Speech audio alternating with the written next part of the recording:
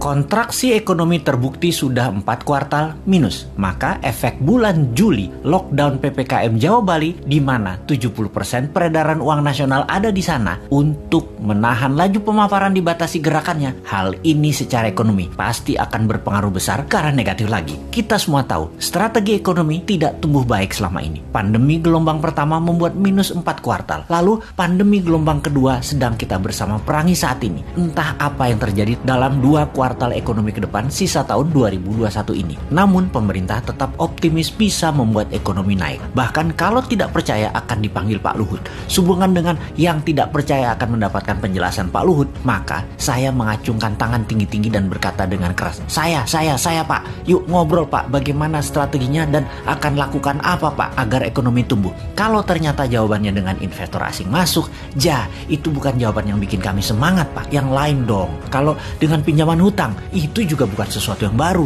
7 tahun ini hutang naik jadi 6.500 triliun dari 2.700 triliun sisa Pak SBY. Itu juga bukan sesuatu yang wah, malah sesuatu yang loh. Jadi kalau ada yang tidak percaya mau dengar langsung dari Pak Luhut, terang saya menjadi orang nomor 1 ingin penjelasan. Saya Pak, kami berharap strategi baru yang dipakainya, bukan yang kemarin-kemarin yang terbukti membuat 4 kuartal minus, juga bukan yang membuat import bertambah naik, juga bukan membuat tenaga kerja asing bertambah banyak di Indonesia. Yang baru Pak, yang segar, ada Pak. Juga bukan seperti selama 7 tahun ini telah berjalan memainkan kekuatan politik. Pernah membelah Golkar jadi 2 di awal dulu, membelah PKS jadi 2, membelah Demokrat jadi 2, membelah P3, membelah PAN, baik langsung ataupun tidak langsung, mendukung atau mendiamkan perpecahan politik terjadi. Jangan lagi seperti itu. Jangan terlalu berpolitiklah bernegara. Utamakan keselamatan rakyat, humanitarian. Ekonomi juga jangan terlalu mementingkan asing lah. Hutang, investor asing, kedua hasil bumi, sumber daya alam, tanah air, tenaga kerja asing, pajak mencekik. Dukunglah dengan mempermudah. Seperti izin di BPOM misalnya. Ada ribuan izin yang nyangkut tahunan di sana.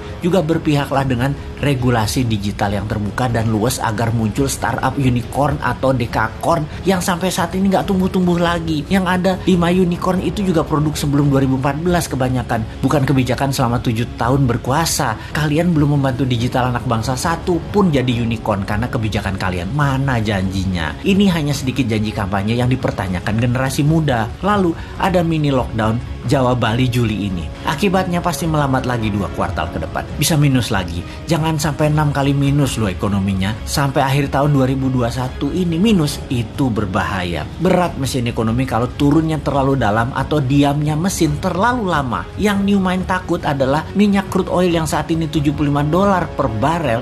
Akhir tahun ini mendekati $100 per barel. Mati kita. Sudah dolar kurang jumlahnya di tanah air. Dagang pakai yuan. Sementara Amerika dan dunia Arab tetap petrodolar. Beri petrol ya pakai dolar. Lah kalau rupiah jadi 17.000 terhadap dolar karena perlu dolar dan dolar langka, nggak ada dolar masuk karena yuan yang masuk. Beli minyak 800.000 barel per hari pakai apa bayarnya? Apa mau Saudi dibayar pakai yuan? Ya enggak lah. Yuan belum multi currency. Baru 1,7% transaksi dunia yang pakai yuan. Cukup nekat sih analisa meyuankan transaksi dan tergantung satu negara Tiongkok mitra dagangnya, padahal Tiongkok bukan penyedia semua macam-macam kebutuhan, terutama kebutuhan energi. Cina nggak punya energi, Cina aja import. Berat nih kalau crude oil mendekati $100 per barelnya di akhir tahun 2021 ini. Di sisi lain, COVID mudah-mudahan melandai sejak akhir Juli ini. Semangat vaksin kita dukung kok bos.